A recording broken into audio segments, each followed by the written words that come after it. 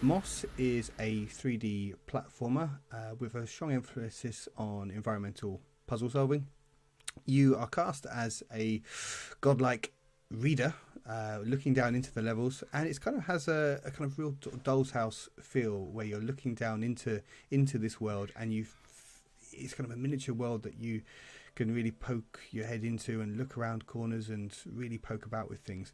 And you can control a tiny little mouse who is not called Moss, it's called Quill, which is very confusing.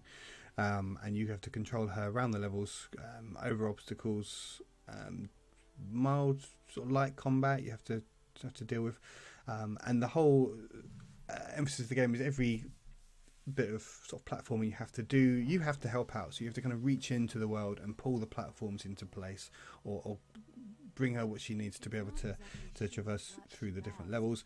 And in any combat situations, you can reach in and grab the enemies and sort of hold them in place, so you can then easily run over and attack them. And you're doing all this with the DualSense controllers, and it just feels so natural how you can kind of you just sort of reach in, grab an enemy, whilst the other hand is moving Quill, and then just whacks it and takes it out, and it's incredibly satisfying. It kind of almost feels like you're cheating a little bit, but that's not.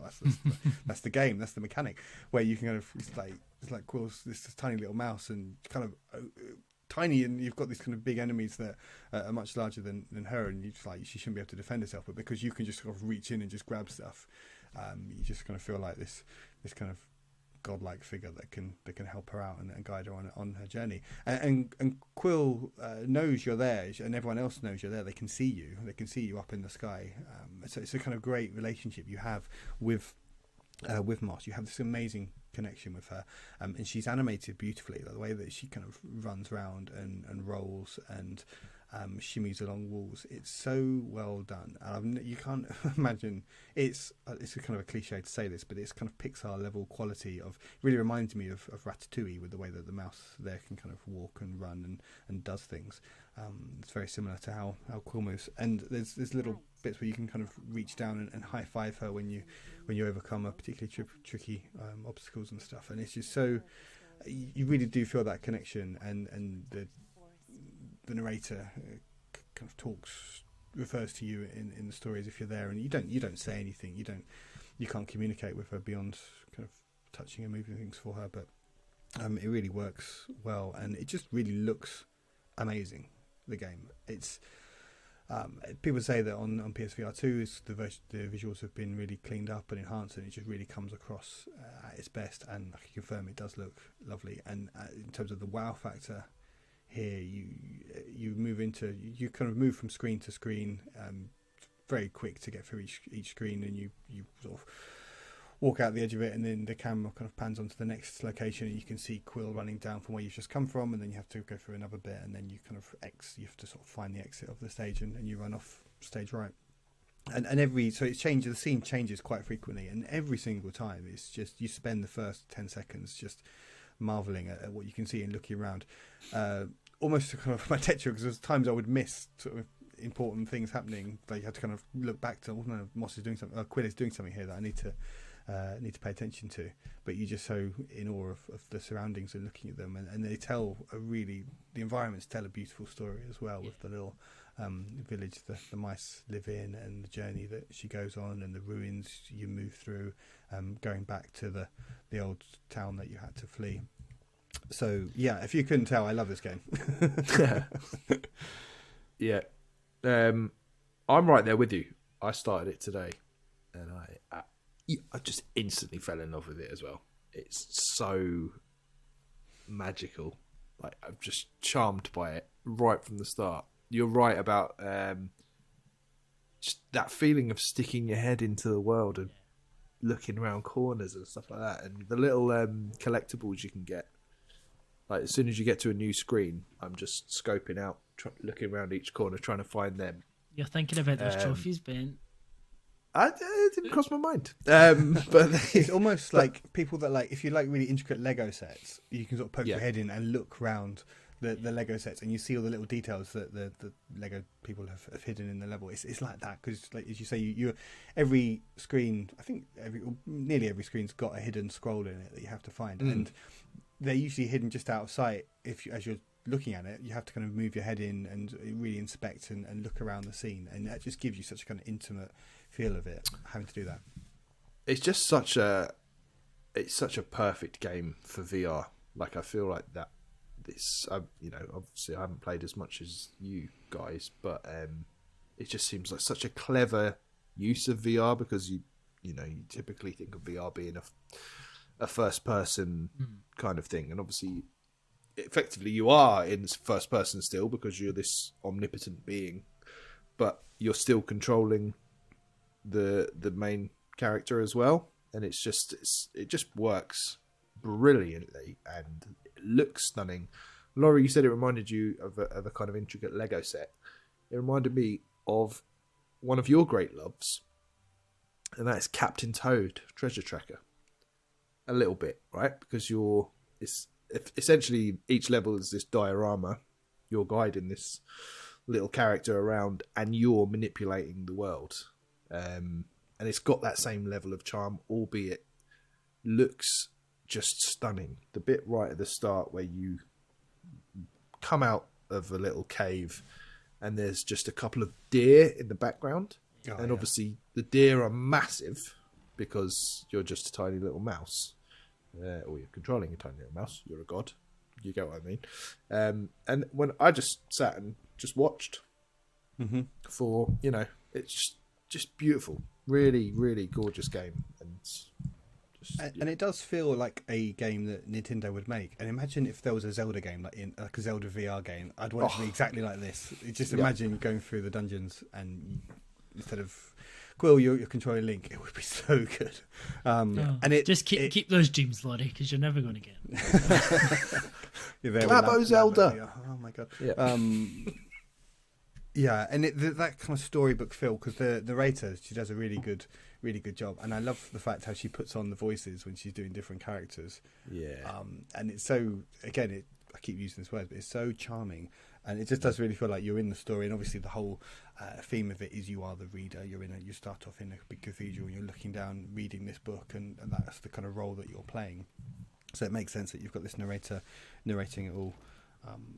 And it's a proper game. It's not like a VR experience or silly thing or anything. It's a proper game. You can sink, and I have done this week. I've finished the game this week. I've kind of binged on it and sunk several evenings into it, just playing, not wanting to play anything else. It's so good. And there's this version of it includes the DLC that was released that adds an extra hour or so to it, an extra few challenge. There's kind of 3 sections to it, and it's woven through the main game, so you can't miss it really. It's well worth. That what it is? I came across that today actually. Yeah, well worth doing, because there's some good rewards for it, and the challenges it's quite different to the rest of it, because they added it afterwards, obviously. So yeah, it's quite different to the rest of it. It's got a different feel to it. God, that really is well woven in, because I just assumed that was part of the main game, but the fact that that's DLC that they added, that's the way they've done it is really, really clever.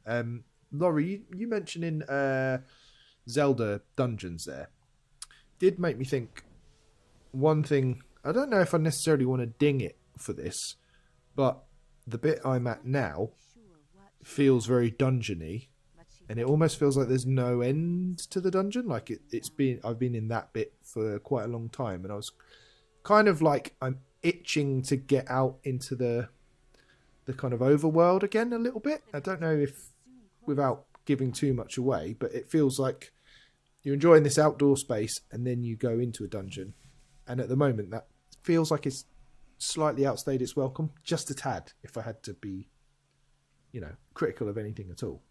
But this is from someone who, in a Zelda game, I like to just get a dungeon out the way and then go and enjoy the overworld bit. Yeah, I mean, it's quite a short game, and you're probably further along than you think in terms of completing it, because you do leave that area you're in that you're talking about. You go into and I won't spoil the journey you go on, but you do move into a different area pretty soon. Okay. But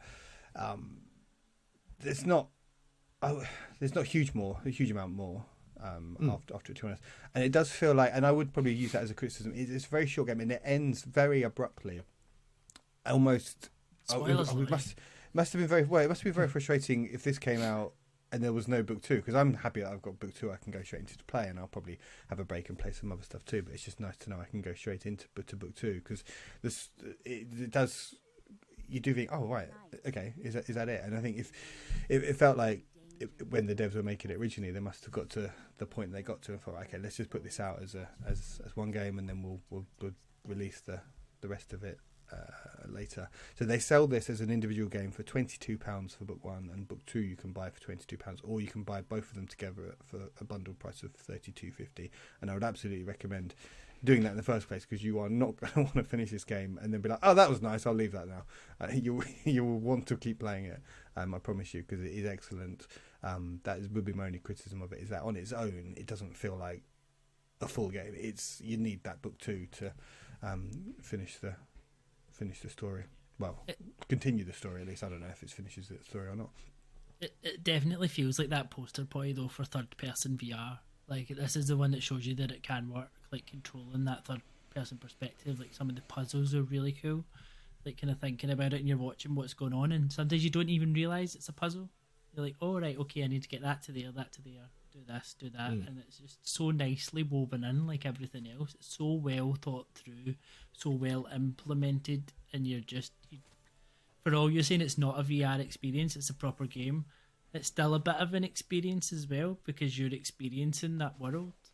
Oh no, it absolutely is. I don't mean. I meant by that, it's not like a novelty experience. It's a proper. It's game. a meaty game, but to Alex's point, it does still have that. Ooh, I couldn't do this in a 2D game. Like, no, there's that whole thing about it as well. But yeah. And even that godlike thing, like, oh, I'm playing this game, and as you say, no, I can hold the enemies, like, but I can also destroy all these little things with my hands, and I can go into, like, see when you realise you don't need to go and take Quill to, like, break all the barrels and stuff, and you can do it. I'm like, yeah, this is more fun. Oh, I didn't know that. Yeah, that's so good. I'll try that out. Yeah. You can just do it reach in and smash them. Yeah, that's cool. So in terms of the vomit scale, there's just none really, because it's not that sort of game. You're not moving yourself. Your head, you're kind of in a fixed position. You're looking at a fixed. It's as vomit inducing as it is looking around the Lego set. It's fine. I had no discomfort at all. And in terms of the grumpy old man, you play the game sitting down. You can get up and look around and try and get a better view on things. You don't have to do that at all, though. You can just sit on the spot. And I played this game sat back on the sofa, just kind of really put my feet up. It's a very chilled out, easy game to play. And the wellness factor of it is absolutely there, because the different scenes that you see constantly never cease to amaze. There's not enough games where I think you are at this tiny scale and the world's massive. There should be more games like that, because it's such a neat trick to see that kind of sense of scale and awe, and that's obviously what VR is very good at delivering. Yep. And I think I'm made pretty clear now that it is a decent game in its own right. There are maybe a few areas. I think it can be quite a simple game. But it does mix it up. It does get a bit more complex as you're going through it. But I'm looking forward to book two. I hope they kind of layer on some more mechanics to it as well. And I would say do the DLC part, those optional bits, because they do give some extra mechanics that are well worth. They make it they're a lot of fun to use. So it's well worth doing those as soon as you can, without me spoiling it. So yeah, absolutely gets the cross players stamp of approval. It's almost a must buy, I would say. Yeah, absolutely. I think if you have a VR headset, and people said this even when it was out on PSVR originally, it was always the game that was like, oh, that was always a game that was tempting me to just jump in and get a PSVR despite everything. So I'm very glad it's here on day one and can finally play it, and I'd really strongly recommend it to people.